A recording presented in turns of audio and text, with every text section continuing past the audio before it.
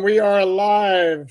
Thanks for joining us on this beautiful Saturday afternoon, October 28th, the day before the Miami Dolphins get back on the field to face the New England Patriots at Hard Rock Stadium. Omar, how you doing? I'm good. Watching a toddler again. Watching a toddler again. By the way, I want to start this off by I will not let you shame me. Let's see if I can do this right. There we go. There we go. Oh, okay. I see your logo at the bottom of your cup. Why is it disappearing on me? Here you go. 50, And I'll raise you 50 seasons drinking glass. in fact, I forgot to get myself a drink. So continue to do the intro while I get myself a drink. Okay, I see somebody right there. Or was it Mark? You're absolutely Mark Cozzoli. Thank you very much for telling everyone to hit that like button, hit subscribe, hit everything you hit when you're on YouTube to support us. When we most definitely appreciate it. I want to address something that somebody asked me on Twitter regarding Jalen Ramsey. For Jalen Ramsey to play Sunday against the Patriots, the Dolphins will have to activate him off IR by 4 p.m. Eastern time today. That's correct. Hopefully they don't do it while we're on the air because we would like to write a story breaking down everything that it means the second it happens. But and as Omar and I said yesterday on the show, I think we're both 50-50 that it's going to happen. Yeah, I mean, we'll clearly know whether it's going to happen or not by 4 p.m. I know we in the media have been suspecting what the possible moves could be. Cam Smith going on IR. Cam practiced yesterday. I think he's a valuable piece on special teams. So I don't think that that's an easy move as some people think because of the foot injury. And then we've got some possible waivers. Kelvin Joseph, Tyler Croft. Is there? I always say Brandon Peely could go on. I'm sorry, but he can. There's a lot of defensive tackles. He can easily go on the practice squad. No, you're shaking your head. No. Okay, no. Kelvin Joseph. I mean, I don't. It cannot be more clear. The guy's been inactive the past 3 games. Zero financial considerations. To me, by the way, I want to address this. Guys, but you traded a former first-round pick for him. By the way, you know who else is on the trading block? Another former first-round pick. The Bills' first-round pick from last year.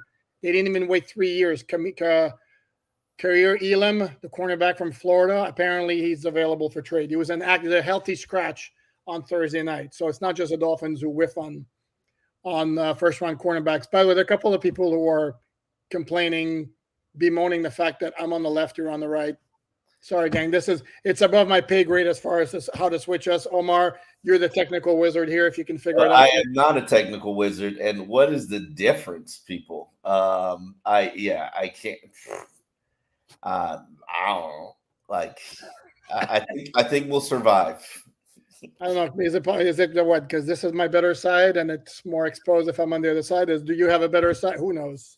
Anyway, let's get to the important topics of the day, which is basically we talked about whether or not Jalen Ramsey. I'm 50-50. I believe it was, and just so you understand, the Dolphins media relations, for whatever reason, I can't necessarily speculate on what it is, but they create rules where they only allow us to shoot the first period of practice that we get to watch. We get to watch 3 periods, and they only allow us to shoot the first period.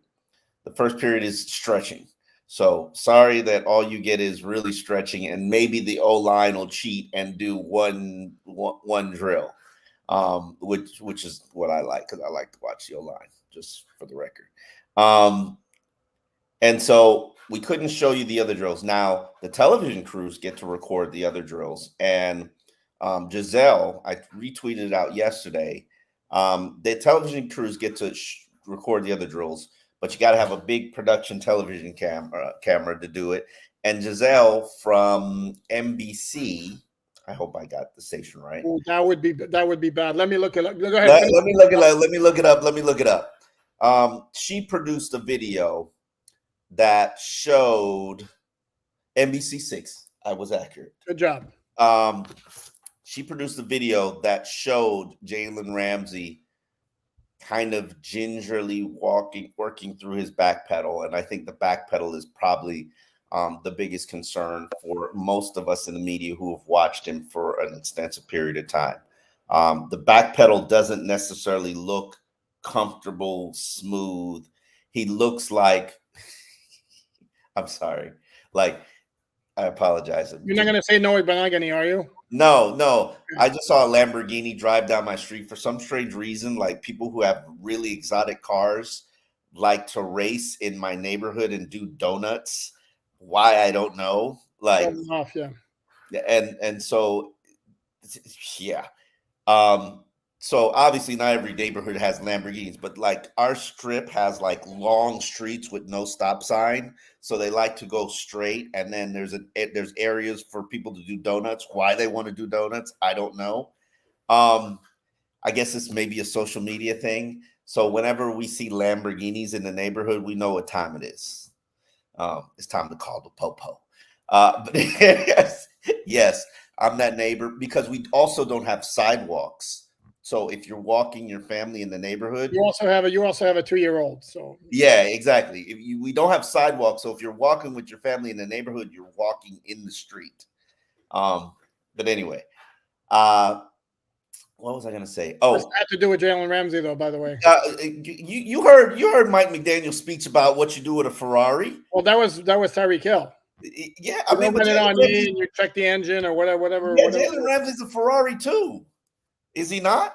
Since when is both? There are two potential Hall of Fame caliber question, but their game is not predicated on the same thing. Tyreek's all about speed and quickness. No offense to his route running and toughness and all that, whereas Ramsey is more like a technician with speed. Am I right or am I right? I hate when you do that. I hate when you do. I hate when you do. Am I right or am I right? Like, well, I'm giving you options. All right. All right, fine. You're right. It would be better if you said, "Am I right or am I right or am I righter?" Like you say, you're giving me options, but I didn't see the option there. It's the way you pronounce it. I want to address this one here by Michael.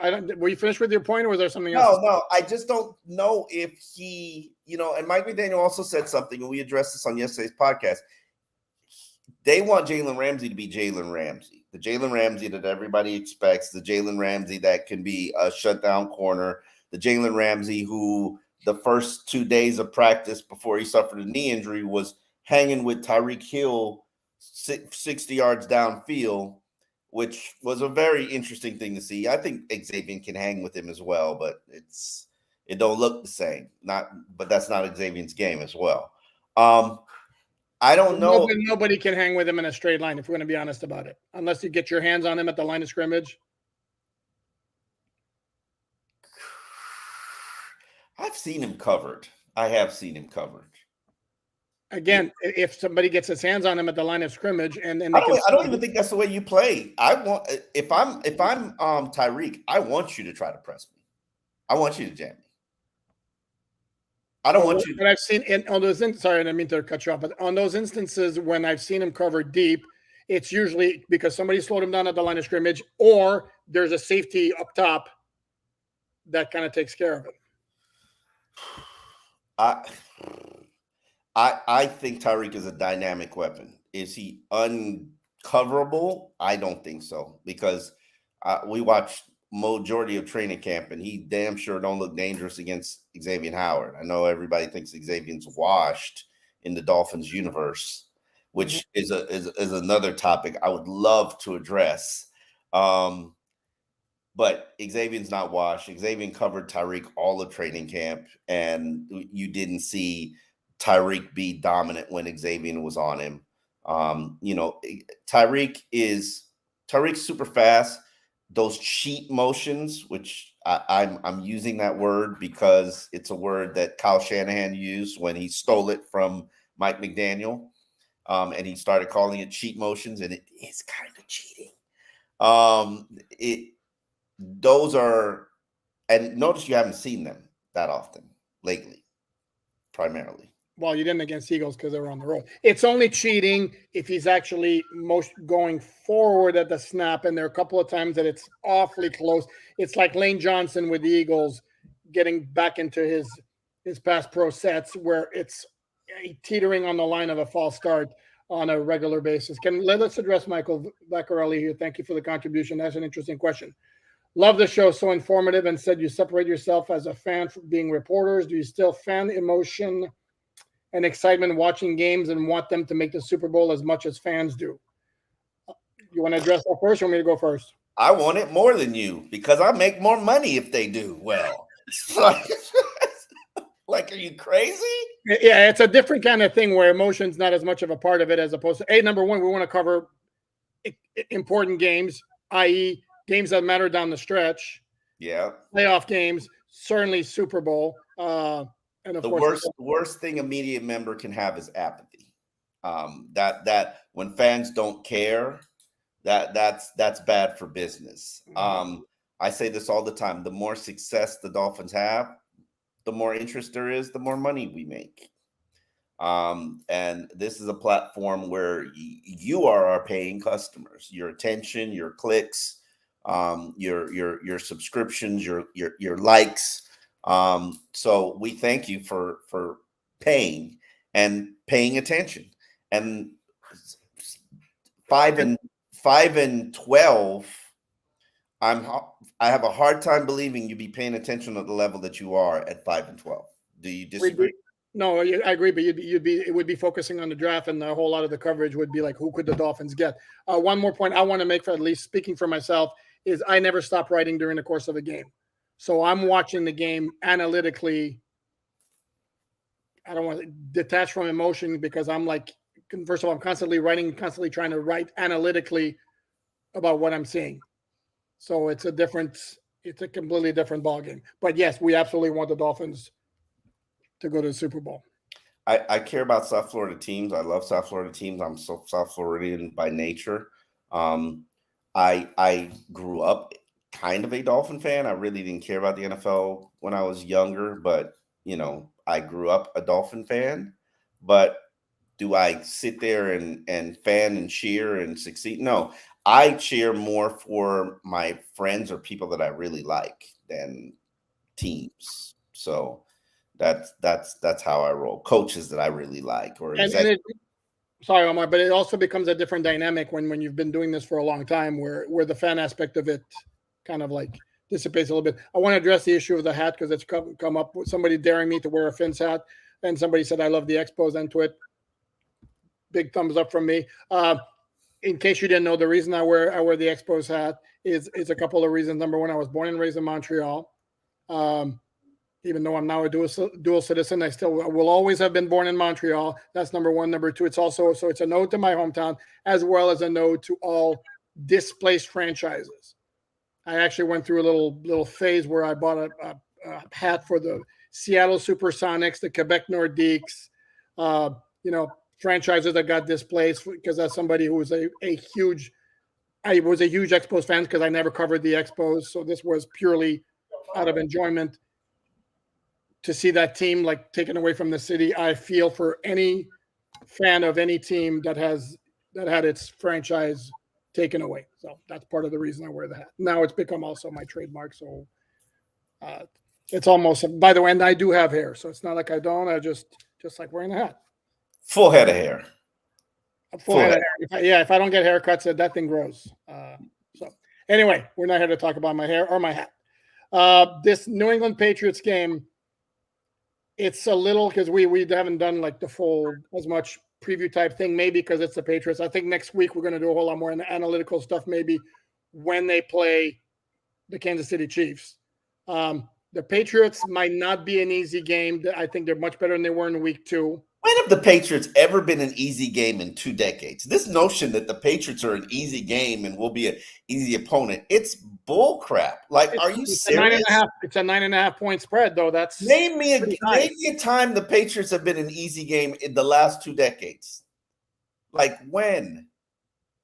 Was it an easy game in the second week of the season? No.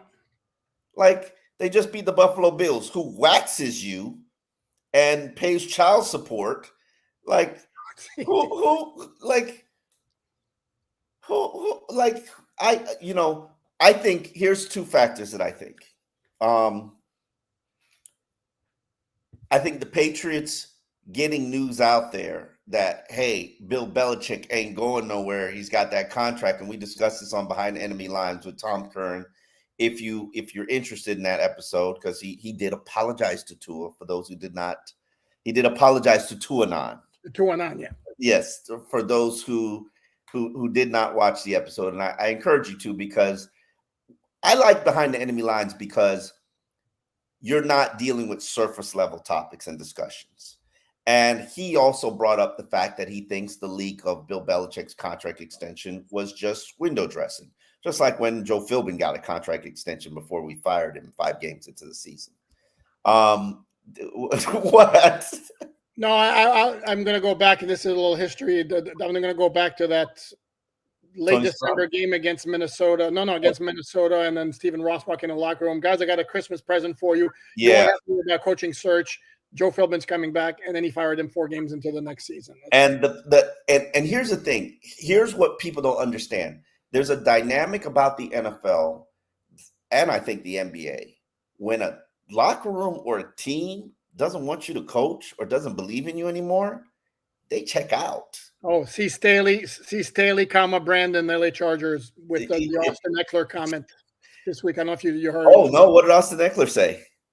Something along the lines of, or I believe, and then I'm paraphrasing. The question was like, you guys still have the fully support Brandon Staley? And I believe the first words out of his mouth is, well, not like we have a choice. And then he proceeded to say, well, we're all in this together and all that. But we don't have a choice? Yeah, pretty much. Oh, okay. All right. But again, history has taught us, and I apologize for going off topic, but history has taught us if there's cause to let a coach go at the end of a season and you bring him back the following year, usually that doesn't go well. And that didn't go well. Joe Philbin with the Dolphins in 2015, and it's not going well with Brandon Staley with the Chargers. Anyway, let's get back on track. Patriots, Bill Belichick. So the contract extension was put out there as window dressing, but maybe it got his team's attention in Buffalo, and they realized, hey, there's no tanking this ship to get rid of Bill. And honestly, like, how are you gonna improve on Bill Belichick? Like, who are you gonna hire? What are you gonna do to improve on Bill Belichick as a head coach? And he's not gonna quit, so he's gonna be out there somewhere, maybe with the Chargers, trying to redeem his reputation and resurrect another franchise so that he can own Don Shula's record, because that is absolutely his motivation. So I think that they're going to be a pesky, spunky, irritant all season, and they're going to sneak up on teams, and they're going to get to 7 wins. Is it going to be good enough? No, it's not going to be good enough, but it's going to catch the attention of the nation. And at times when they beat the Buffalo Bills, and if you don't get your act together and your focus right, beat the Dolphins, because these fans are like, Patriots, who cares? Like, bro, Carolina had you 14-0. I promise you it'll be a different outcome if Patriots go up 14-0 on you. They're not gonna relinquish that 14-0 and allow you to score 31 straight points. No, completely agree. And one thing we need to mention about the Patriots, they're ranked 9th in the NFL in total defense. And while they do not have Christian Gonzalez and Matthew Judon, who they had the first time the Dolphins played him in week 2, they now have Jonathan Jones and Jack Jones, their 2 cornerbacks, or 2 of their good cornerbacks, who they did not have in week 2. Mm-hmm. In week 2, it was Christian Gonzalez and Marcus Jones, who left the game pretty early with an injury, and then a makeshift secondary, which had maybe led partly to them playing with 3 safeties. So no, it's not going to be an easy task. Since we have this up for a bit now, let's address it. LJT, you kind of said it. LJT X is not washed. No pass rush caused them to get beat. Apple is horrible. Well, here's the thing: every cornerback is going to get beaten. There's nobody who's like unbeatable. Even Patrick Surtain too. Even though the game circumstances were kind of weird, but he got smoked by Robbie Chosen for a 68-yard touchdown. And I still think X is a very high-quality cornerback. I agree with Omar. Apple is horrible. It's too harsh for me. I think he's inconsistent, but horrible is a little harsh. He's not inconsistent. He just shouldn't be out there for your starting unit. maybe he should be your dime cornerback. He's had But some good games. He's had some very inconsistent though. He's hot and cold. That's what I just said. He's inconsistent. You said no. He's Okay, well, I'd rather not be inconsistent. I'd rather not go that road. And if we're going to play at that level, I'd rather play a young player who's going to grow and progress and get better. Now, we've sit out here, and I'm a fan of Cater Kohu. So let's not think that this is a level of disrespect. But Cater Kohu, this is a sophomore slump. These are struggles. These are bad performances because you're being asked to play out of your depth and not to your strength. And I don't look at it as something that's stunning his growth, but he's going to learn from these experiences. Now, is it going to benefit him long-term when he moves back inside to nickel? Yes, absolutely. But Apple, there is no upside there. There is no growth and development there. There is no. He is what he is. But again, you're making him sound like he's been a complete disaster. And this is where I defer to coaches. Hold on. Time out. Okay. While I will address what LJT is saying, no pass rush causes him to get beat. And that's accurate. When they don't have any pass rush, the cornerbacks get beat. Because people are running double moves. Which applies to every single solitary team in the NFL. Every single solitary team in the NFL. But if we're going to look at this secondary, they are the weakness of this Dolphins defense in terms of, I believe quarterbacks have I think they're only a handful of teams that are worse than Miami. I'm trying to. Yeah, you had them like 6 worse or they are 7th. The Broncos, Cardinals, Bills, Chargers, Vikings, Texans, and then Miami with 100.3 passer rating. Anytime you have 100 quarterback passer rating, you're bad. You're bad. And now that's wow. Go ahead. Can I get my time on now? Okay. Yes, you can get out. Let's also understand that part of the scheme is allowing completions in front of you. So if you're going to get a lot of completions, and the opponent completion percentage is going to be very high, that affects the passer rating. If you're not getting picks, partly because you're playing really soft, allowing everything in front of you, that's also going to jack up the passer rating. How often have you seen them get beat badly over the top very often this season? No. They're kind of doing what they're being asked to do. I don't think the DB play has not been great by any stretch. I wouldn't say that. But I think we also have to factor in the defense the Dolphins are running and what they're being asked to do. Okay. And what about the turnovers? Lack of turnovers. Well, again, part of it is because you're asked to play soft. When you're an attacking style defense, you're going to give up more plays over the top. You're also going to create more turnovers, which is what you and I prefer, but that's not what Vic Fangio wants to do. And again, he gets paid a lot more money than we do. And he's a lot smarter at what he does. And Mike McDaniel said something when we were asking him about Brandon Jones and the intricacies of playing this defense. And I thought that was very interesting and telling and sort of highlights and explains the struggles that this defense has had. They are going through growing pains. They do have trust issues, both Vic Fangio with his defense and the defense with Vic Fangio. I'm just being honest with you. Now, as the season has progressed, they've gotten better in certain particular areas and seeing a lot more productivity in certain particular areas where it's supposed to look like, where it's starting to look like it's hopefully going to look in November and December and January. Now, the question is that going to be consistent? I say, and I stand on this, if the front seven plays like they played last week for the rest of the season, it's on and popping. And that's even, it don't matter who's at cornerback because you played that well with Cater Kohu as your number one cornerback. So imagine what it'll look like with Jalen Ramsey and Xavier Howard back there. My hope is that both of those cornerbacks will come back healthy. Xavier will get past this growing issue in a week or two. I don't think it's going to be immediate, but probably after the bye, give the growing a little bit of a rest. And I do notice your disrespectful jokes about growings regarding Xavier. I don't like them. I don't like them. I'm just being honest with you. Y'all don't. I don't get into people's personal lives generally. And listen, let's stay out of Yeah, let's leave that alone. Let's leave that alone. And it's not healthy. So just leave it alone. And it's going to create a very uncomfortable environment when X is a free agent next offseason. Because in my mind, okay, you don't want to pay that price, but at least be competitive with what everybody else is offering so that maybe he'll decide to return. Because I'm sorry, this defense, it ain't going to look the same with Jalen Ramsey and Kader Kohu and Cam Smith as it would with Xavier. And if you want to consider yourself a championship caliber team, let's judge this defense and judge these players and judge X and judge Jalen based on what we see in November and December, and then move on from there. But all this disrespect the fan base has for Xavier, like, there is no cornerback or safety in the NFL that has more picks in his career than Xavier does right now. That's playing in the NFL right now. Nobody since 2016. So if he's exceeded what everybody else has accomplished, like, what's the disrespect for?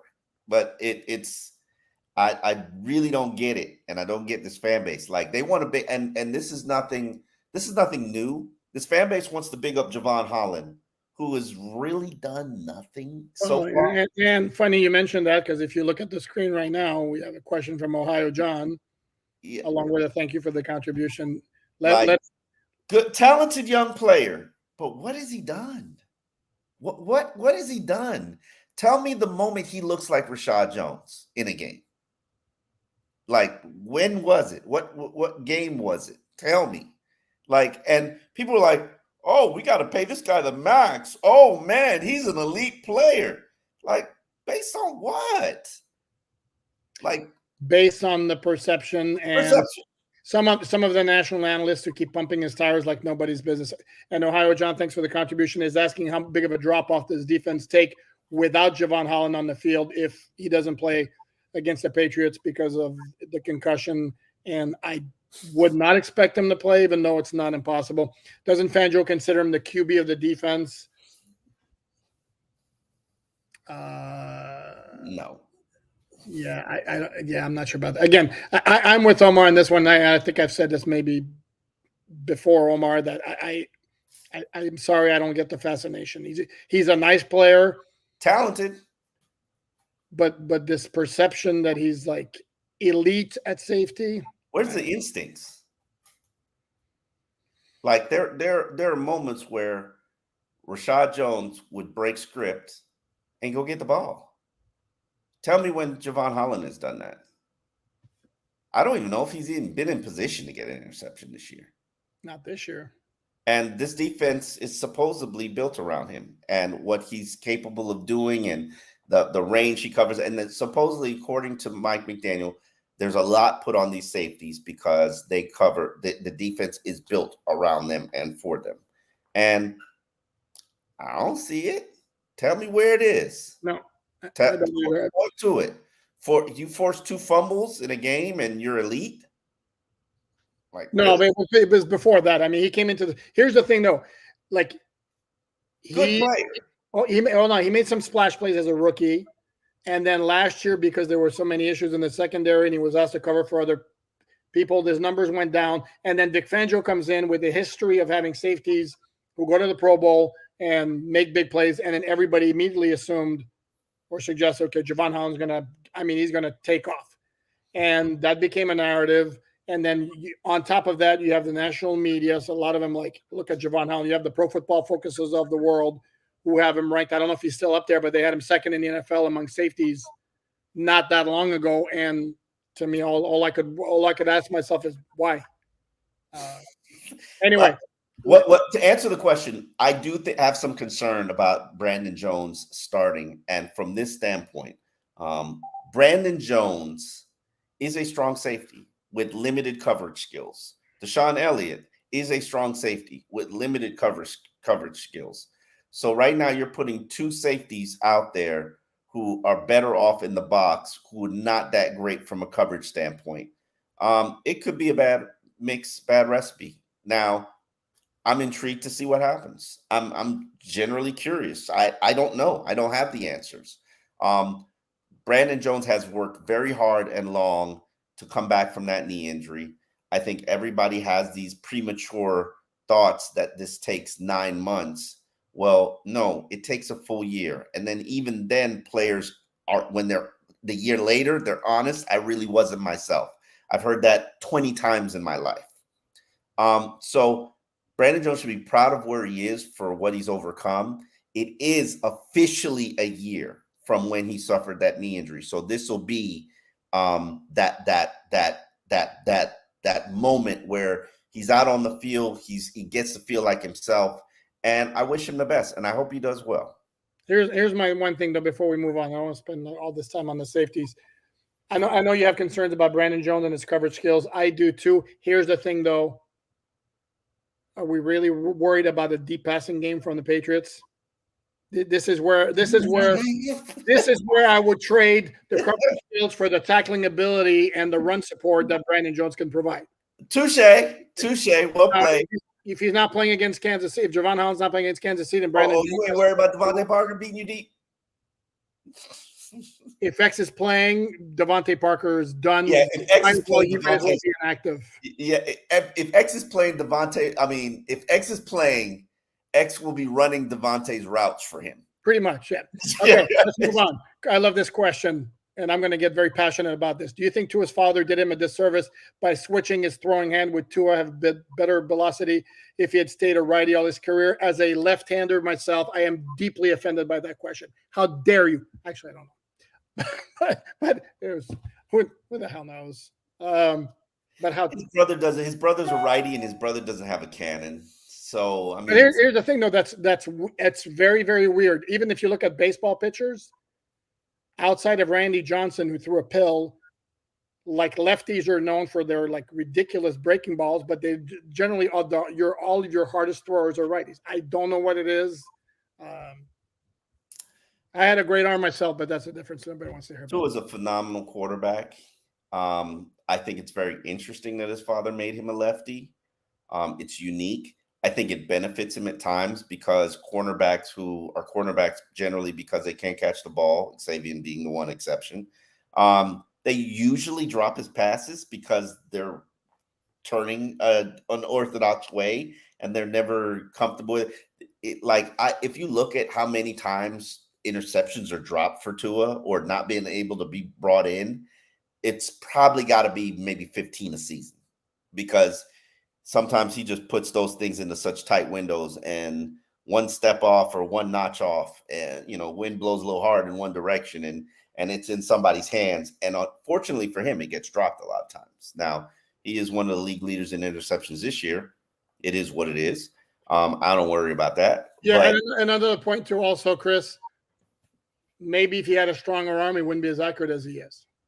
And again, where he is in his career right now, are we really going to try to go back and wish something else would have happened? I think he's at a pretty good point in his career. So I think we should be happy with how things have worked out for him. I just want no concussions. I don't worry about any other injury. Bring up the word boo. I like this question here. Effie, thank you very much for the contribution. Do you think we will lose key players because of the IR list situation? Love the show. Listen to every day all the way from Israel. No, they will not lose key players to the IR situation because they will determine who gets designated to return. And it's not like if once they reach a certain point, right now they're at 4 players that they've designated to return, with River Craycraft being number 4. Teron Armstead, who's a key player, is going to be number 5. Devon Achane, who made himself a key player, is going to be number 6. And I don't think the Dolphins are going to put themselves in a position where they're going to bring back 7 and 8 if they're not key players to keep themselves that flexibility to bring back other players. The other point, too, is once you get to a certain point in the season, if somebody gets hurt, and even if it's going to be for 4 years, but they could come back at the end, don't have to put them on IR. That's true. So this only really applies for a month. You know what I'm saying? Correct. And the month of November, because we don't really have to worry about it for December because they wouldn't be available and they'd have to come back. I just think it sort of hints that Eric Uzukama is probably not coming back, and maybe Isaiah Wynn is probably not coming back. But I don't worry about it for anybody else. But now you haven't suffered any major injuries. Teron Armstead, hopefully he comes back next week and is ready to go. And obviously I haven't seen A-Chain in the locker room in probably two weeks. I saw him this week and he looked fine. Looks fine. Yeah, he wasn't No brace. I didn't know, no brace, didn't notice a limp.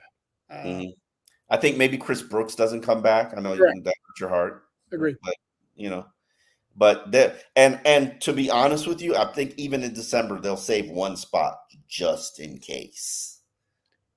But even if they don't, if a guy gets hurt and he's valuable enough, and let's say he gets hurt the first week of December with 5 games left or whatever, and they think he might come back in the last game of the year, they're not going to put him on IR just to be able to bring him back. They'll be inactive for 4 games. Yeah. Okay. But we, as we said in the media contingent, because yes, we're obsessed with this, and Mike McDaniel says he's monitoring it. He knows, he's aware. One spot will be safe for Tua, just in case. One IR spot will be saved. One IR to return spot will be saved.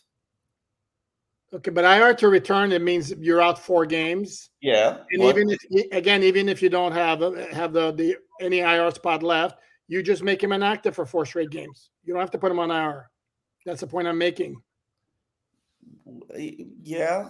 Then technically you have, well, not technically, but in practice you have 52 guys on the roster.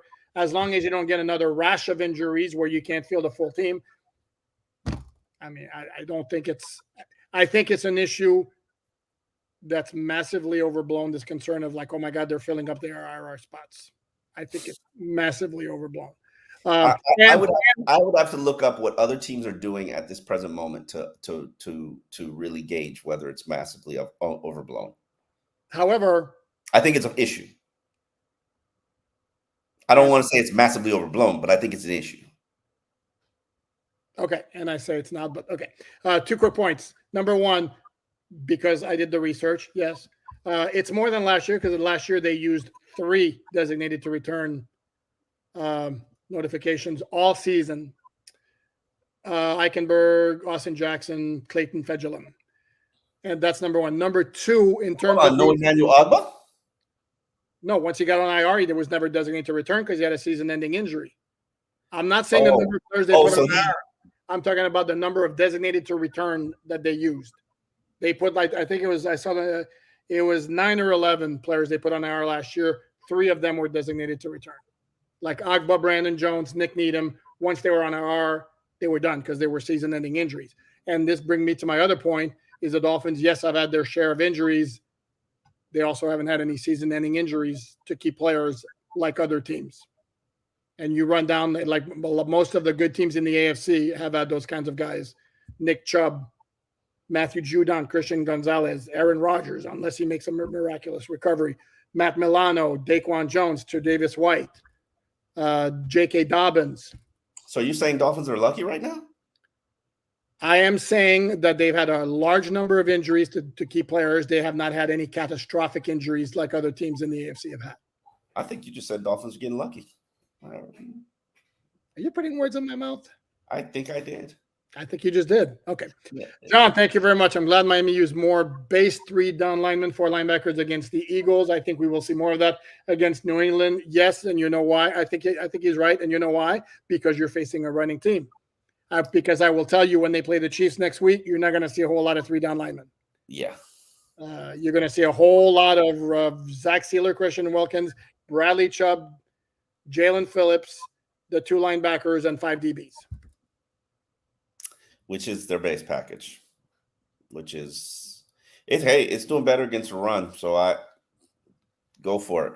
Well, but as you mentioned, Raekwon Davis got a little bit more playing time against the Eagles because the Eagles are a team that runs quite a bit.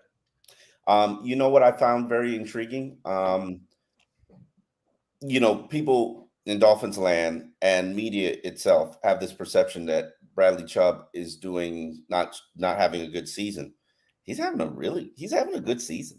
Pressures, hits, hurries, leads team with 4 sacks with Sealer and who else has 4 sacks? Oh, Andrew Van Ginkel. Yeah. Yeah. So they're getting pressure. They're beginning to stop the run.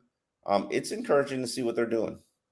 Funny you should mention Bradley Chubb, because I wrote about Bradley Chubb on alldolphins.com yesterday, pointing out that even though Vic Fangio, I'm not one to argue with Vic Fangio, who said he's been playing well all year, but the stats suggest it's a lot more significant in recent weeks. And we are approaching the anniversary of the Dolphins trade to get him from the Denver Broncos. And the question being now, will the Dolphins make that kind of splash this trade deadline? I wouldn't expect it. I wouldn't be surprised if they made some kind of move, but I don't think they're in a position to make that kind of splash. And I see Brian Burns' name thrown out. I heard another name. Brian Burns. Yeah, no, I agree. It makes zero sense. The Dolphins already have a lot of resources. Dolphins don't have $1 to give away to anybody. Not $1. You can't ask them for $5. They don't have it. So they just shook down and restructured the kicker. If you're at the point where you're shaking down and restructuring a kicker, you're real bad in terms of your finances and your cap space. And yet it doesn't stop some folks at certain outlets from throwing out these ideas. Brian Burns of the Dolphins, it'd be great if they got him. There's another Chase Young. I heard Chase Young this week. In what universe can the Dolphins afford Chase Young? I mean, they don't have draft picks. They don't have cap space to be giving nobody no big fat contract. Connor Williams, Christian Wilkins, Robert Hunt. Who else we got? Xavier Austin Jackson. Austin Jackson. Yeah, Austin Jackson. He's making himself some money this year. Kendall Lamb. If you go about next season without Kendall Lamb on this roster, you're making a huge mistake. Huge, massive. Like, do you see what that man has done? And you know who you have at left tackle? Like, you better make sure he's here. You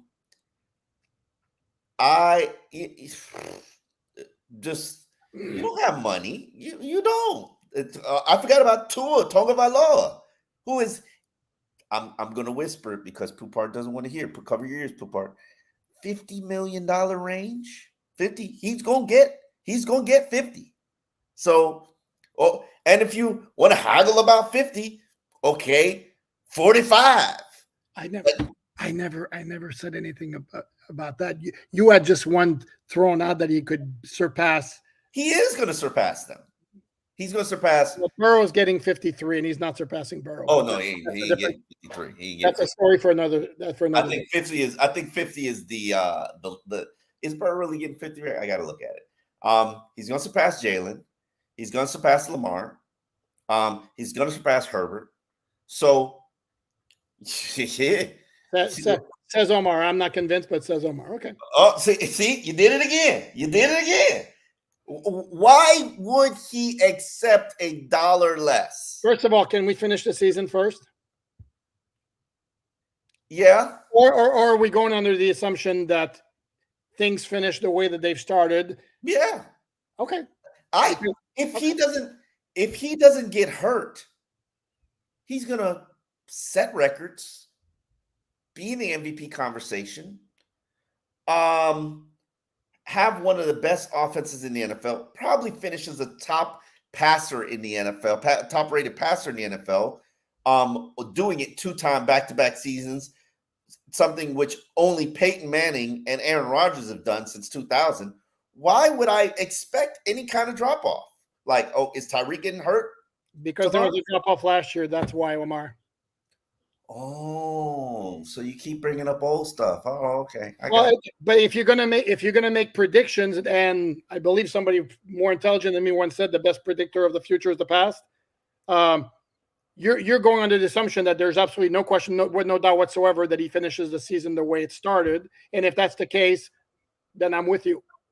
But all I'm saying is, can we see it first before we? Okay, I think a lot of the regression last year had to do with injuries. Had to do with the opponents and caliber in the stretch of games that they were playing. But that's where it's where you earn your money. If you're going to shrink a little bit because the caliber of the opposition goes up, which, spoiler alert, it will go up in the playoffs, then you're not talking about like a mega top of the market contract. Sorry. Don't be disrespectful. If we're out here giving Daniel Jones $40 million. Oh, can we not go there? I mean, just because the Giants made a stupid business decision that has to be used as a barometer, that was a stupid business decision. It was a completely outlier of a season by Daniel Jones where everything worked out right, and the Giants, for some reason, convinced themselves. Not only that, they completely dissed Saquon Barkley in the process, who, by any definition or standard, is a much better player, albeit at a less significant position. Listen, Tua's going to get 50. I'm putting that. I'm putting that as the over under. Okay, if he finishes the season strong, with absolutely, I agree with you there. All right. Okay. Noel, thank you very much, Noel. Through different defensive coaches and different coaching schemes, one thing that is fairly consistent is our struggles to contain tight ends. Is it the schemes or lack of proper personnel? P.S. Like and subscribe. Absolutely like and subscribe. Here's the thing, though. If you're looking like really high-end tight ends, like, for example, next week, I'm like scared of what Travis Kelce is going to do to the Dolphins secondary. But again, Jalen Ramsey's going to defend him. Who doesn't Travis Kelce do that against?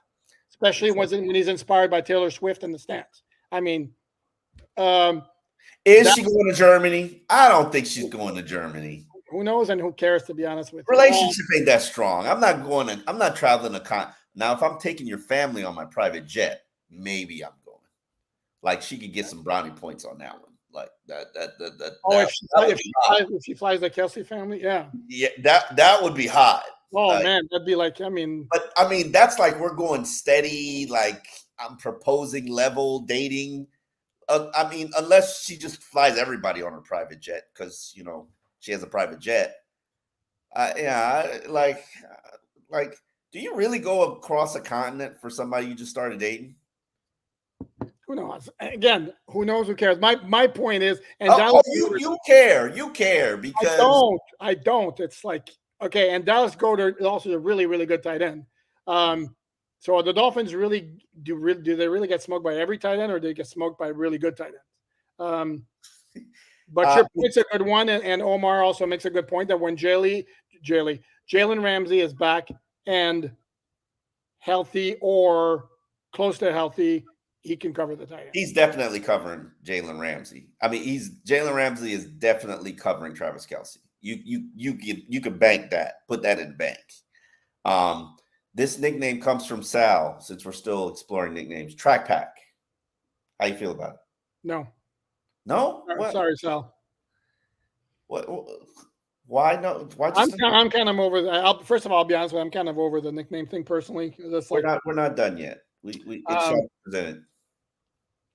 I don't know if that one will be presented. Waiting for the Mike Gesicki blocks. Ain't nobody. Don't.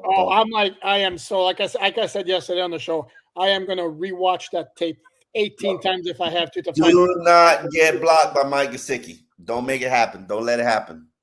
Maybe I'll allow him to block Javon Holland if Javon Holland plays. Maybe Brandon Jones. Maybe a safety. If you're a linebacker. Oh, it's going to be hell to pay because you. Would it be okay if he catches 6 passes for? I don't care what he catches. Okay, don't get blocked by him. Not one block. Not one block. As I said the first time that they played him, if you put Mike Gesicki on the field and on the line of scrimmage, I'm blitzing his gap. I'm going after the quarterback because that's a free rush. That's literally a free rush. So. He would be my cheat code. Like, there's no way. You're such a hater, and by the same token, you're not wrong. Thank you.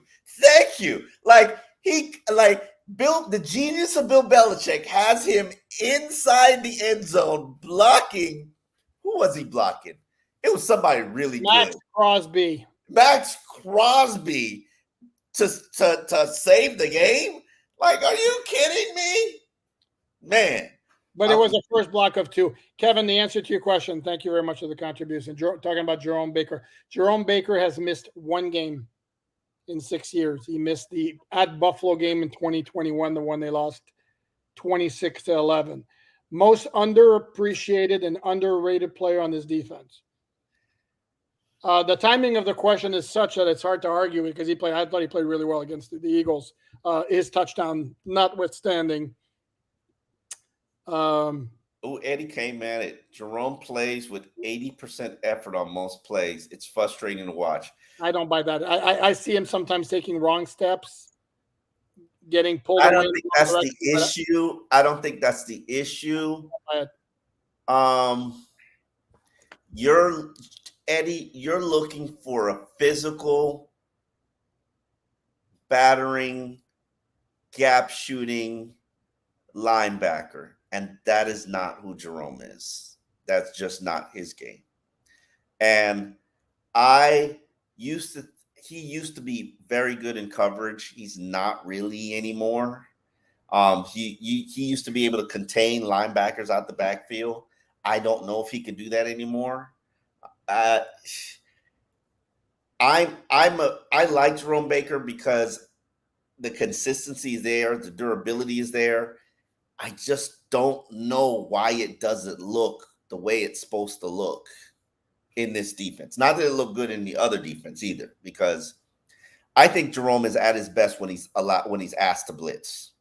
And I don't see that happening in this defense for him. And I wish it would, but it's just not in the cards.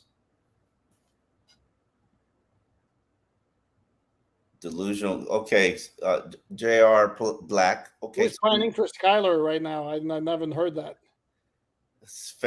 Where? Always thinking the sky is falling. Keep you guys paid. What?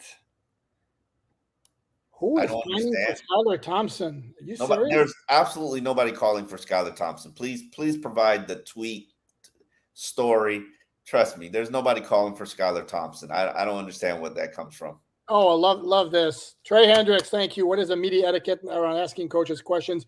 Also, why does Joe Shad always ask the first question? Thank you.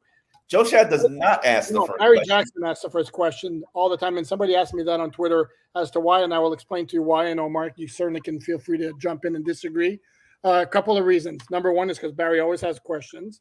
Number two, Barry always has questions. He always asks pertinent questions. He's doing minutia injury. Can I finish my point?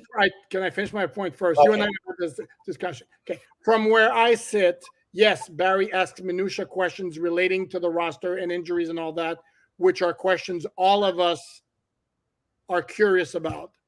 Number two, it's almost become kind of an unwritten rule, unsaid joke that Barry's going to be the first one to ask a question. And he's always done so, never in a arrogant manner like I'm Barry Jackson, I get to ask the first question. It's just like everybody looks to Barry because he's usually quick to ask a question when there's some like shooting the breeze stuff with the coaches, especially with the assistant coaches when they get to the podium. So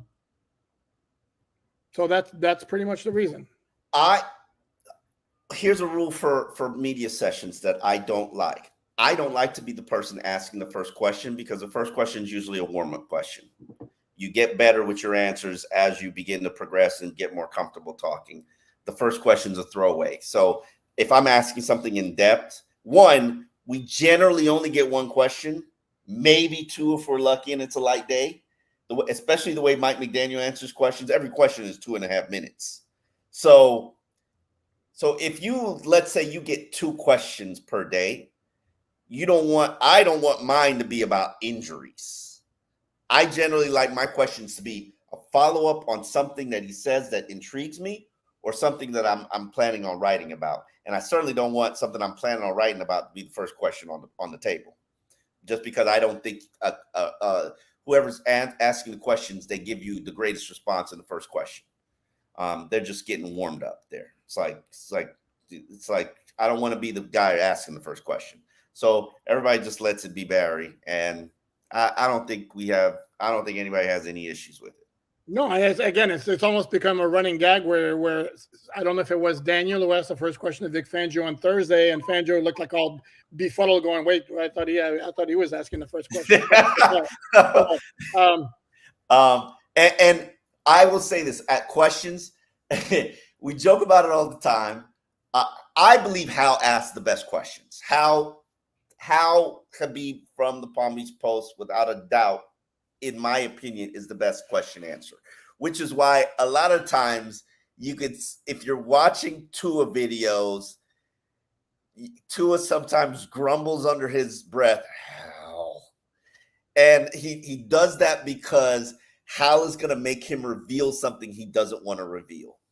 And it's classic, and I love it. And I wait for the Hal grumbles. It's like, Hal. You won't pay attention, you won't catch it, but he does it all the time. He goes, after Hal asks a question, he goes, Hal. Yeah, and this is where you and I, Omar, differ, and we have the yin and yang going, and maybe it's a good complementary stuff for alldolphins.com. Is you like the big picture philosophical aspect of questions. I like give me the facts and the details, which is why I like Barry's questions, because while more often than not, you don't get necessarily concrete answers, sometimes we do. And I'm more curious about, for example, Jalen Ramsey playing than what's the significance of having Jalen Ramsey playing in his zone as opposed to a man, and having a 3-minute philosophical question that doesn't really say anything. But that's just me. Cool, right? Hope we answered. Yes. You're laughing about something. This made me laugh. If Gesicki pancakes Wilkins, that's good. I can promise you on my life, Gesicki will never pancake Christian Wilkins. That ain't never gonna happen. Unless he has an offensive an offensive lineman kneeling down behind Christian's legs and pushes him at the top. Yeah, not happening. But that's funny. That is funny. Showing love to the P.O. box. What is the P.O. box? Pupar and Omar. Oh, okay. We still get that a lot. Yes. By the way, folks, which is better than the poop show. I've never heard that. Are you serious? Oh man. Where is that? Where are we called that? Like somebody it comes up once a week or so. It's like the poop show. That's funny. I have no issue with like being called poop because it's the first 4 letters of my last name, and there's a long story as to how that nickname came about. But like the play on words with SHIT, please. That's a little weak for me. This is interesting. Go ahead. Rule says, I can't believe we almost let Brian Flores ruin this young man's future. Thank God for Mike McDaniel. I don't like this perception, theory, rationale, story we tell ourselves that Brian Flores is a bad coach. I don't like it from a Dolphin standpoint because that's fiction. That's not fact. That's fiction. I've covered a lot of bad coaches here. Cam Cameron is a bad coach. Joe Philbin is a bad coach. I won't even say Adam Gase is a bad coach. And I would put Brian Flores ahead of all of those guys and probably right under Tony Sperano in terms of coaches that I've covered. And keep in mind, I don't like Brian Flores. We not homies. I don't like him. He's not a very likable dude. No, and I think that's why he got fired. I think his people skills are poor.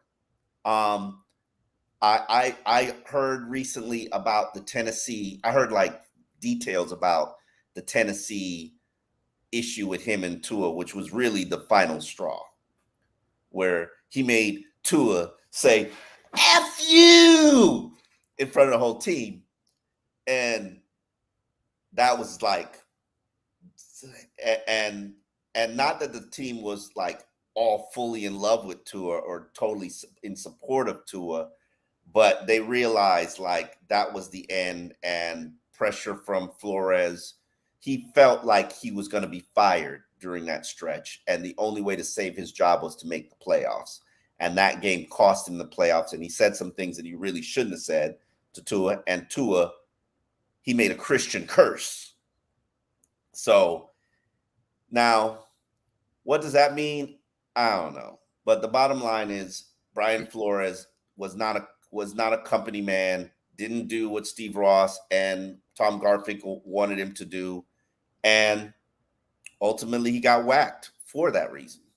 And Bottom line is you have to have loyalty to the owner because he's the one that's writing the paycheck and he's the one that's built, that pays and does everything for this franchise. And if he says get on this damn yacht and try to woo Tom Brady, you get on that damn yacht and you try to woo Tom Brady. And by the way, hold on. I'm sorry, Omar, but that was not Brian Flores dissing. The pursuit of Tom Brady was not Brian Flores dissing Tua. That was Stephen Ross going after Tom Brady. Yes. And as he should have, because maybe we'd have a championship here in Miami instead of one in Tampa Bay. But Brian Flores was like, nah, I ain't gonna be part of that. Okay, well, hey, all right, noted. And then you can't hire an offensive staff, and I think that has a lot to do with his personality and lack of ability to be personable. I'm always going to look at Brian Flores when he's up in running for other jobs and say, okay, can he hire an offensive staff? Because Jim Caldwell got here and basically said, yeah, I don't want to work with him. I'm out. I got cancer or something. I'm good. And what you turning your face like that for? Because unless you know for a fact that he made up something, I mean, it was no. He had an ailment. Doesn't mean he couldn't have come back, but he was just like, I'm out.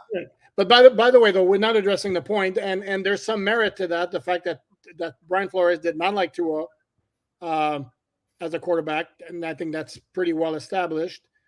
And it was going to be hard for Tua to flourish under Brian Flores. And Mike McDaniel, the second he came in, is like, Tua, come into my arms. I love you, buddy. And that immediately, without any X's and O, without any addition of speed on the offense, that immediately raised Tua potential significantly. I think it took him a minute. I think it took him a minute to believe, because Flores and McDaniel, I mean, they have totally different approaches. Totally different approaches. Yeah. And this is what Tua needed. Now, does that mean one approach is right and one approach is wrong? I don't say that, but would Tua have flourished under another? I think Tua could have flourished under Chan Gailey if Chan Gailey had stayed, but Chan Gailey was like, I'm out. Well, but the perception there is that Chan Gailey wanted to work with Brian Fitzpatrick and nobody else. So, no, I don't think that's accurate. But Chan Gailey just didn't want to work with Brian Flores. And Chan Gailey did not support the demotion of Ryan Fitzpatrick, and neither did the entire team. All right. Well, which was completely clunky, poorly handled, and it was, again, if that doesn't tell you it came from the top, considering what we know about Flores' feelings about Tua, I mean, it was crystal clear that came from the top. Mm-hmm. So, I would like to address this Kyle Van Noot. Are you calling him that on purpose, or? I've been calling him that on purpose for a while. Kyle Van Noot. How are you just catching on to that? That's funny. I've never heard that before. That's funny. Oh, I've called him Kyle Van Noot for years. By the way, before you go on, Kyle Van Noot, who didn't necessarily make a ton of friends among the Dolphin media contingent with his relationship as rapport through Zoom during his short stay with the Dolphins. Not just that, but oh my God, this guy came out and said on a podcast that the media, part of the reason why he was fired was because he was caught in the Cold War between Brian Flores and McCullough. Yeah, bro. No, I can tell you for a fact, Brian Flores didn't want you because you were you, and you were just too much to handle, and he didn't want to deal. It wasn't worth it. But Flores knew him, though. Huh? Flores knew him. He had him in the ring. But he was a pain. He was a pain in the what to deal with, and he challenged them and the coaching staff too much, and they just didn't want to deal with it. On top of that. Hold on. Sorry, Omar, but my point is they knew what he was in terms of personality. I don't think he was that in New England. I think he grew into that, which is why he's been churned everywhere he's played because nobody wants to deal with it. He's in Baltimore. Dude, he was good with the Chargers last year, and he's actually playing well with Baltimore. And they didn't bring him back. Correct. And notice the trend here. Correct. No. Yep. And I'm trying to put you onto something here. And he's He's a pain in the you know what. Yes, without question. And he's a total you know what. But he put on this podcast that media members, that like the organization portrayed him as the veteran media member who was giving information or talking to the media. And I'm like, bro, none of us liked you. None of us bleeped with you. Like, how? And the organization knew this. They knew we didn't like you. Like, we were like, I want to talk to Kyle Van Noy. We were like, no, bleep that dude. So for you to sit here and claim that, oh, you got fired because people put it out on you that you were the rat, team rat, or whatever, whatnot, or you talked against Tua, bro, ain't nobody thinking about you. Nobody was talking to you. Nobody liked you. Nobody with you. Like, bro, somebody and that's part of the problem. Massive ego, massive misperception of how important you are, because you weren't important. Anyway, bye. No, very adversarial to it. And every Zoom interview he would do, it would be like, my God, what is happening? He was a total penis. Yeah. he was. And then he would go on Twitch and play video games on Twitch. Oh, and talks. Take shots, talk smack about media members. Yeah, not. Roy, love the show. Keep it up. Thank you very much. Why is this defensive scheme not working? Players aren't terrible. Coaches aren't terrible. What's going on there? Mike McDaniel says it takes a while to play an elite style of defense. They're 5-2. Intricacies that go into it. They're 5-2. And they've lost to two. They've lost to two of the elite teams in the NFL on the road. And I think they played phenomenally last week defensively. Randy, has McDaniel shown you anything to suggest he's not another 3-year carousel coach? You have seen a lot of coaches up close. Does McDaniel have it? Oh, you love that word, Omar. You love that it word. Well, here's the thing about McDaniel. He is very, very, very, very smart. Not just because he went to Yale. He's very, very smart. He's very. Do you really think he's really, really smart? Yeah, I think he's smart. I also think his offensive scheme, play calling, play designs is borderline brilliant. Does he have it? To be determined. I have confidence, optimism. I'd be leaning. Where am I leaning? Toward him being a long-term success as a head coach, though they need to close out the season well, and that applies. I mentioned Tua, but that applies to McDaniel as well. Like last year was very disappointing in the way things went south after 11 games. Omar? Love his style. I think he's one of the more stylish coaches. I just asked him just Friday what sneakers he was wearing because I had never seen them before. What you saying? I mean, is that good? There you go. He's going to be a great coach because he's got swag. No. Can you let me make my point? Sure. This is the problem. This is the problem we have. You don't listen. You're not listening to me. What'd you say? I said. I got you, didn't I? Good one. He's very relatable to his players. They like him. He's one of the boys. They don't call him coach. What does Tua call him?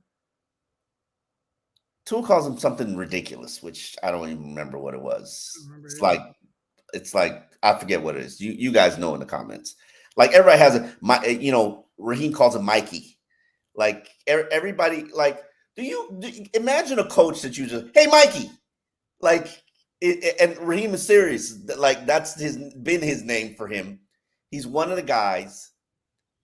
They believe in him. They buy in.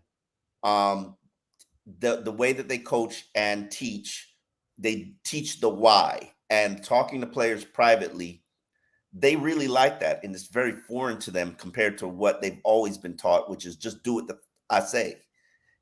And the why helps them take it to a next level. And I've heard that on a number of occasions from different players. So I think he's a very innovative offensive mind.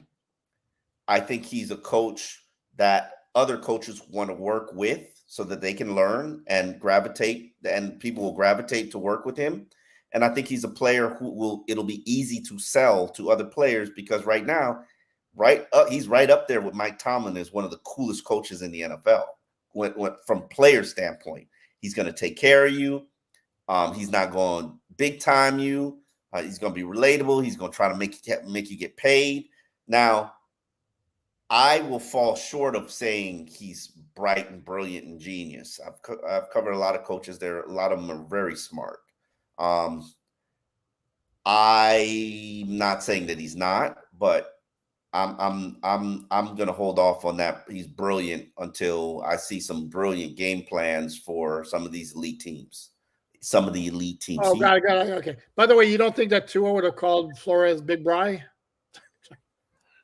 What does Tua call him? I bet you somebody knows in the bottom. Loving my South Beach Velocity posse. Sorry. And by the way, too long. Plus, they don't play in South Beach. They're not anywhere near. It's a 45-minute drive. This actually is an interesting point here. I have heard Magic Mike. What is it, Mikey Mike? No, I have heard Magic Mike. Okay. I don't know. Yeah, that might be it. Is that it? I think I may have heard that like on one of those mic'd up type of things on the sideline. I could be wrong. Yeah. Do you believe Ty Hill's energy is a huge part of the growth of this team? And if so, can Ramsey do the same with the defense? Not the same kind of guy. But yes. Guess what? Yes. Tyreek has said on a number of occasions, my energy drives this team. I have to bring that energy. And if I don't bring that energy, we're not going to play well. Yeah, and Wilkins is the energy driver on defense. But he is. Come on, man. Okay. Really? Christian hater. Well, it's not. How dare you? It's not only Tyreek's energy; it's also his speed. But yeah, no. From the second he got to the Dolphins, he brought something intangible along with his stupid speed. Tyreek? Yes. Swagger. Yeah. Swagger, belief, swagger, energy, all of the above. You see what he did at his store yesterday? At his what? At his store, Soul Runner. He was at his store. He dressed up. He dressed up in his uniform and posed as a mannequin in the window. And then some kids are going by close by, and all of a sudden he goes, "Ah!" and they all freaked out. Really? The clip I saw, yes. Oh, okay. Interesting. I didn't see. Yeah, I mean, Tyreek is killing it on social media right now. But I can't keep. And he's very interesting, and I think the league is going a little bit easy on him because you didn't get fined for the flip cell phone thing. Well, but maybe it has something to do with apparently the guy who gave him the phone was part of NFL UK. Okay. Yes. Whereas Tyreek would have said, dude, I mean, this is a league employee who's going to give me the phone. You're going to fine me for that? Okay.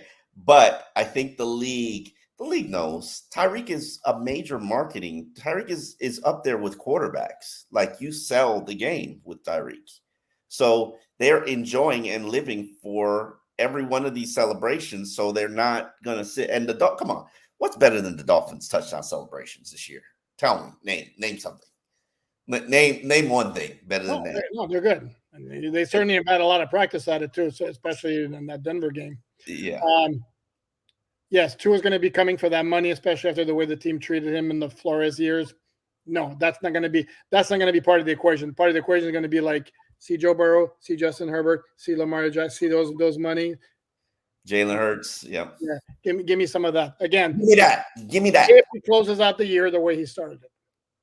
Okay. Any realistic trades happening from Killer Smurf? Killer Smurf, what's up, brother? They're working the phones, I can tell you that. But as Omar pointed out, they don't have the financial wherewithal. Let me see where they are money wise, because where that probably $4 million maybe of cap space. Go ahead, continue talking while I. Sure. G. Hill with a very nice contribution. I've watched all of your episodes, Dolphin fan, since 1969. My kind of guy. You and I are about the same age range. It's been painful for a long time. I haven't been this excited since the 70s and 80s. Keep up the good work. Bless them. Thank you very much. It is absolutely. The possibilities this year are indeed very, very, very intriguing. And let me address something. The Dolphins right now, they're at $3.5 million in cap space, which means you have the money to get something done.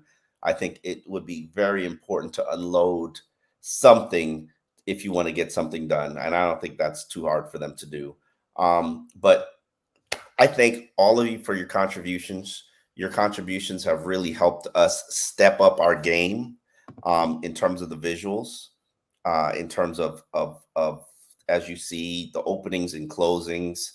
We're working with a graphics team right now, and they're really killing it to try to help us. Yesterday, we embedded a podcast into our podcast and discussed it. These are all new things that are foreign to us, and we're working to step it up. And your contributions go directly to that. So we appreciate. I just bought a lot of equipment. I'm telling you, a lot of equipment. Let me show you the equipment. I just bought a lot of equipment. No more internet issues. So I'm not gonna have any more internet issues. Okay. And unfortunately, as anybody who does business knows, when you have a business and you have to scale it up, it gets expensive. And we tremendously are appreciative for all that you guys do, because this show belongs to you guys. And we're here every day because of you guys. And we thank you. And we're on most audio formats right now. We're back on all audio streams, except for Apple. Apple's, as I explained, is like a club. We got to wait in line. Maybe we'll get in on Monday or get in on Tuesday. We're in line. But we are All Dolphins podcast. That's one name, and we own that feed now. So we'll be taking it with us wherever we go. So you can unsubscribe to the last one that you were on. People wanted to pay us pennies for what we were contributing, and subscribe to All Dolphins. And actually, we have an announcement to come Monday in terms of the record label that we're joining. So you'll hear about that soon, and hopefully you guys will be supportive and excited about the continued growth. All right, let's go. Well said. Thank you. Is that a wrap for the show? Yeah, no, we killed. Yeah, that's a wrap for that. It sounded like a Canadian person. I always love my Canadians. Keon, thank you. Alan and Omar, thank you for the great show from Vancouver, BC. Oh, on the other side of the country. Never went to Vancouver. I bow my head in shame. Can you bring First and Tens back? Just so you know. Maybe. Yes, we'll be bringing First and Tens back next week. So we got some lined up for you. So it will be back. Spoiler alert. Pete's Takes, thank you very much, Omar Noun. We love that you guys go live on our live. Why are you not clicking the button and putting them? It's not like, because I don't know why I can't find it in the chat. It's at the top. Tell Skylar that Pete said hi. Okay, well, we will do. Well, they're gonna be on the road this week. Grant says I jinxed the O-line when I compared them to the Unicorns. True. True. I think they're better than the Unicorns. And two, that O-line requires Teron Armstead and Connor Williams. No Teron Armstead, no Connor Williams. You shall not get a unicorn comparison. And hopefully you'll get that offensive line against Kansas City, and this team on a neutral field will be able to show what they can do. And Jalen Ramsey, Xavier Howard, Teron Armstead, maybe Devon Achane. Is he eligible to come back to Kansas City? No, he's got one more game to go. Teron's eligible, and Achane's got one more game to go after the bye. Okay, so you're not going to be completely at full strength, but you'll be. And by the way, for the record, everything transparent. I did not agree with Omar. I still think the 2016 line was better, although this line has played very well. bro. They're No, don't look at team stats, because again, that's overlooking what they have on offense. Where in 2016, their quarterback was Ryan Tannehill. The wide receivers, while effective, didn't have anywhere near the speed of Tyreek Hill and Jalen Waddle. And they also didn't have the speed at running back. What they had was a bruiser and Jay Ajayi. They had the best offensive line coach in the NFL, though. Pete says, Omar and Allen, we love you. That the guys are live on YouTube. Appreciate that. Tell Skylar Pete said hello. Okay, I will tell Skylar Pete said hello. This is an interesting one here from Trey again. Did the Dolphins not trust McDaniel when he was first hired? I remember they forced Tua and Josh Boyer on him. I don't know about forcing him. I think they did. They actually did. But they went out. What did they? They went out looking for a head coach who could get the most out of Tua. Yes, and they didn't want to change their defense. Correct. But they did force not Tua, Josh Boyer. They did force Josh Boyer on him. And if you want to get into semantics, if they're telling head coaches, tell me why. No. We're going to get a head coach that will believe and develop to it. Correct. So if you want to get into semantics, it wasn't like you're the head coach, you'll get your choice of quarterbacks. It was basically, tell me how you can get the most out of Tua. And obviously, Mike McDaniel came up with a plan that they liked, and so hard to argue with the results right now. Mm-hmm.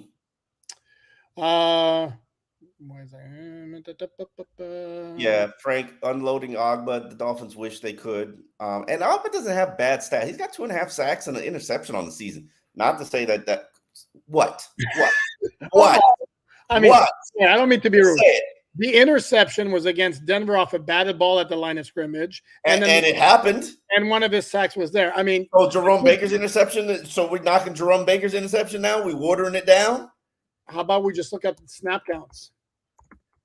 And by the way, beyond that, Vic Fangio asking about why Emmanuel Ogba doesn't get more of a role on defense, basically saying, hold on, well, we got Chubb and Jalen Phillips playing outside linebacker now that Phillips is back, and then Andrew Van Ginkel's getting snaps there. It's hard to get a fourth guy in there. So Vic Fangio is telling you that he's the fourth guy on the depth chart. I know he's the fourth guy. You know he's the fourth guy. What's the point of bringing it up? You're making it sound like he's a valuable piece. I mean, I didn't say he was not in this defense. I let it go, man. If they could unload him, they would. They can't because makes too much money. Fine. and dude, I'm with you. In the right scheme, I like Ogba as a player. I like him a lot as a guy. Unfortunately, and again, Dolphins obviously thought highly of him at one point because they gave him the huge contract in the offseason of 2023 before he was set to hit free agency, and then he got hurt. And because he was hurt, Dolphins decided, we need to go get another edge defender. Boom, they go get Bradley Chubb, and it's like, Emmanuel who? What? All of a sudden, he's a forgotten guy. Yeah, it is what it is, bro. Listen, the check's still clear. And he'll be if you give me an opportunity to make $15 million in 1 year, I think I'll be okay for life. Right. And this reminds me of one of my favorite Nick Saban sayings when he was head coach. It is what it is, and until it changes, it'll stay that way. How do you feel Mousy Fire? Mousy Fire. I like the fire. I might have to become old fire. What's that look for? I like the fire at the end of a name. I'm like, hold on now. How do you guys feel about the play of right tackle Austin Jackson? You go first. Very solid. And again, just solid. What, you want to put him in the Pro Bowl? He's played Pro Bowl. I say very solid. Pro Bowl level. Number one rushing attack. I think he's given up 1 sack in 7 games. If the Dolphins get a Pro Bowl offensive lineman, who do you think it is? Let's say again, we'll play the old this season now. He's missed 3 games out of 7. Not kind of well. Try again. Sorry. Wow, you really think it's going to be Robert Hunt? Yes, I really think it's going to be Robert Hunt. Robert Hunt is doing a phenomenal job, but he has not been Austin Jackson. And I like Robert Hunt. Robert Hunt's one of my favorite guys in the locker room. Okay, I disagree. And Robert Hunt is the 3rd best lineman on this offensive line. You will fourth best lineman on this offensive line. You will acknowledge that, right? No, not even close. Okay, third. He's not Connor Williams. It's a Come on, stop. It's a debate. Stop. Sorry. No, we cannot have a debate. Yo, People in the poll, people watching live, who's better, Connor Williams or Robert Hunt? Healthy. Okay. Now, the only thing I will grant you is that Connor Williams plays a more important position. Yeah, one's a $10 million player, one's a $7 million player. I said what I said. If you're going to go position, if we're going to go regardless of position, value. If you're going to go value because of the position, I'll give you 52-48 Connor Williams. If we're going to go player, regardless of position, I'd say Robert Hunt 55-45. Let me go back to Austin Jackson. Here's the thing about Austin. I hope this is not, and I think that a lot of Dolphin fans are like, wow, I can't believe I thought he totally sucked. Well, yeah. If you thought that's because of the first two seasons where he played on the left side, including left tackle, maybe he was out of position. And then last year, maybe the Dolphins all along with the new scheme, which focuses more on mobility and athleticism than it does pure power. Maybe all along, Austin Jackson was a very good fit for this scheme, but we never got to see it last year. So this assumption that he would suck at right tackle because he didn't work in the previous scheme, to me, I think was premature. And you and I saw him throughout training camp. I was like, yeah, it could work. And he's continued that during the season. Listen, he is doing an admirable job. He's phenomenal. Right now, he's playing at a Pro Bowl level, and the confidence injection that he's had, the mind mojo that he's done, I couldn't be prouder of somebody like that. I told you the experience where you basically like, yeah, some people didn't believe that I could play, and then he looked directly at me, and I'm like, play tackle. Like the film was what it was. My man Jabari right here. That's why I love you, Jabari. You know your ball. What did Jabari say? He's Hunt's the line most consistent player by far. Okay, I'm not going to argue with you. Okay, no, and then on that. In the interest of fairness, smashy says Connor wins. So I think it's a fair debate to have. I don't think it's a clear cut. It's an interesting debate. I mean, but listen, T-Stead just deboes all of them because when I know he's not ever healthy, but when he's good and healthy, holy crap! Like whoa. Yeah, that dude's different. Yeah. OG Highway, who we love. We love OG Highway. Would it surprise you if we spent our first round pick on another cornerback? Nope. It wouldn't? No, it wouldn't. Of course not. Why would it? I would be inclined to think, especially with 5 pending free agents. If you were asking me right now, regardless of player, what position they target, I would say offensive line. Okay. I think they would select the highest rated player on their board, which doesn't predicate. Yes, Omar, yes, that's correct. But if we're playing hypothetical, what position do they attack? I would say quarterback, defensive tackle, offensive lineman. That depending on what they do in free agency, depending on how they handle the Xavier Howard situation. Why are you on during an FSU game? Would you for Hurricanes? We're on right now because my wife is working. She's at a convention, and I'm watching my toddler, and my toddler goes down for her nap at noon. So, and the last time we tried to do this, she nearly got out of her crib and fell flat on her face. So I apologize that I'm interrupting your football game, but I think you can watch this at any time, and I just appreciate you being here. But yeah, would I disrespect a FSU game? Yes. Would I disrespect a UM game? Yes. Right now, I'm trying to be a good father and fit this in when I can fit it in.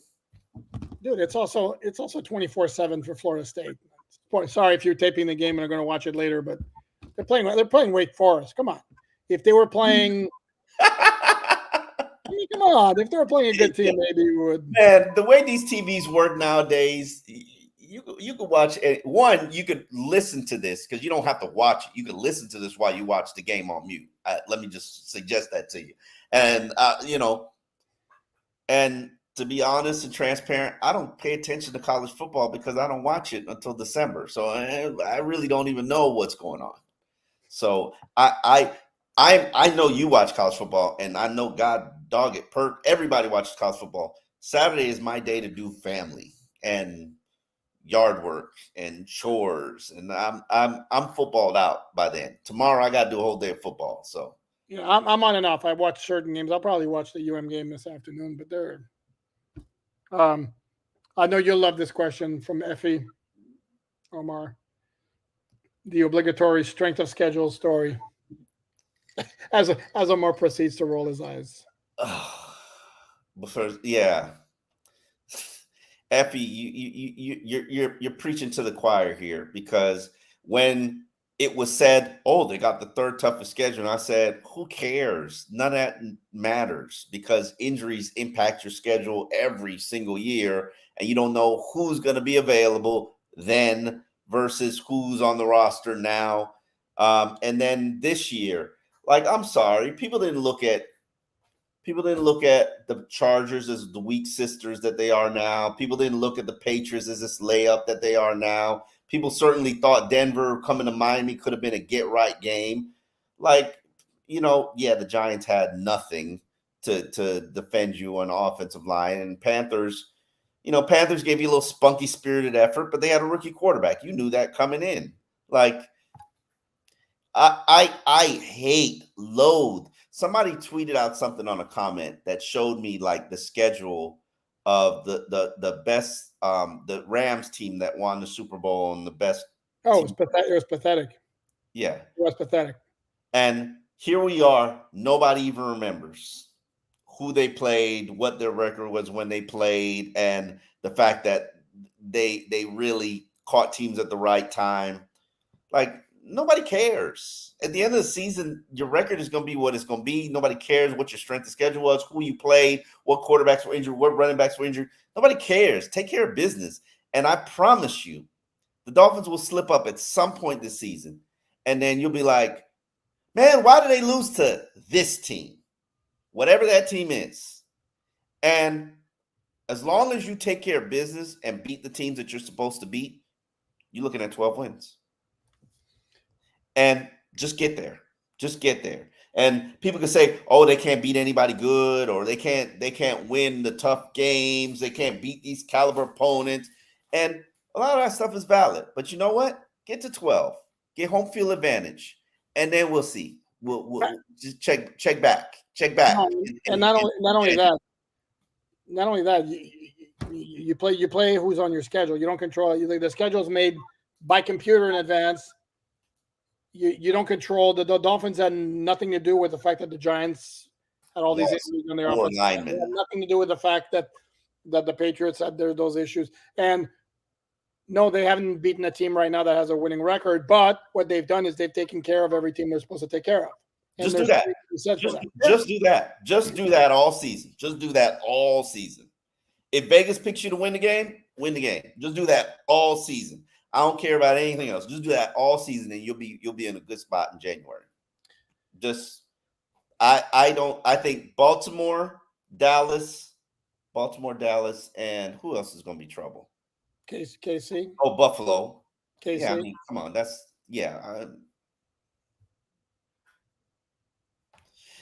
Wow, really? You're already conceding that game? Man, harsh, pessimistic. Because if you look at the matchups, man, not good. I mean, it's obviously this is a game of matchups. No matchups, not good, not good. Tehran will help you. Ramsey, Howard will help you, but I'm still okay. I'll wait till next week. Yeah, I mean, an injury on Sunday could correct drastically change that. Correct. Zach, which is why I don't pay attention to the schedule. Points for creativity here, but Cheetah, Penguin, Dolphin, Dashers. Dolphin Dashers. No. Yeah. Okay. I give it a once over, and I'm like, can you sell a shirt with it? No. Dolphin Dashers? No. Yeah, no. Interesting question here. What is that? Justin, do you think Cedric Wilson increase in playtime is an attempt to find a buyer before the deadline? No, I think it's a product of injury issues that they've had a wide receiver, with Waddle being nicked up a little bit and Tyreek being nicked up a little bit. I think it is. Okay, so that answers that. It comes out of the 5th spot to all of a sudden be the number 3. And yeah, guys earn playing time each week based on their practice performances. Cedric's come out of the depths of depth. He had come out of the depths of a guy we shook down.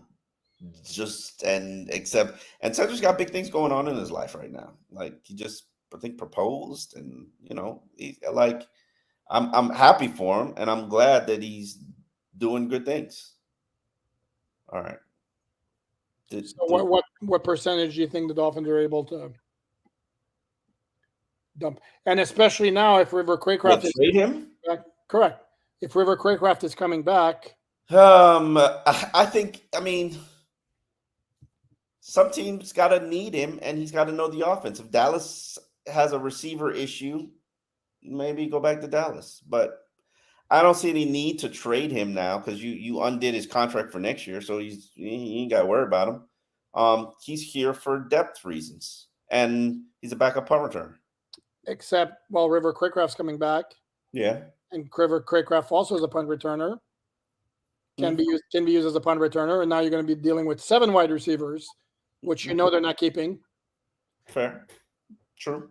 Again, if they can find. Is it really 7 though? Sorry? Is it really 7? Tyreek, Waddle, Berrios, Wilson, Craycraft, Chosen, Claypool. Damn. One's a tight end. Okay. Just follow me. I think Tyreek's a tight end, really? I think Tyler Croft. Oh, okay. Okay. We'll see in about an hour and a half. Yeah, no, I wouldn't make grandiose, like, long-term rental plans if I were Tyler. Yeah. Yeah. Or Calvin Joseph. Yeah. Omar, you are the GOAT. Thank you very much. Oh, you mean Omar? Sorry. Apparently, I'm chopped liver. I love those comments directed strictly at you. Like, I'm chopped liver over here. Sorry. I'll go ahead. You can handle that one, Omar. I'll go ahead. Who do you think wins the Miami Dolphins beat reporter 40-yard dash? Probably Cam. Cam's training. I'm jealous of him. I need to get my fitness back on. I really do, but it's so hard with a toddler. But Cam's getting it done, and he's got a toddler the same age as me, a little bit older. I just need to really get committed. Marcel, Cam, Daniel. We can't count David because he can barely walk. You keep talking about this athlete that you were back in your heyday. Brother, the heyday been gone a long time. It has, but I'm actually a lot faster than you would think I am. I'm not winning any 40, but Hal Habib. Hal would win a marathon easily. Yeah, absolutely. Hal could outrun all of us. I'm not winning, but I'd be a lot faster than you think I would be. I'm not fast. I'm not fast anymore, and I'm really out of shape, and I really need to get my act together. And I said Monday I'm going to do a Pilates class right by the QAM studios. Just for the record, by the way, I'll be hosting the Joe Rowe show for the entire week while Joe's off in Germany. Huge thing for me, and hopefully you guys will listen. So, and I'm going to make a plan of bringing Poupard on so you can get a little sample of all Dolphins on the podcast on the radio show. So, Easy. I wouldn't hold my breath. It's coming back this year. I'll be honest. Nah, he's not coming back this year.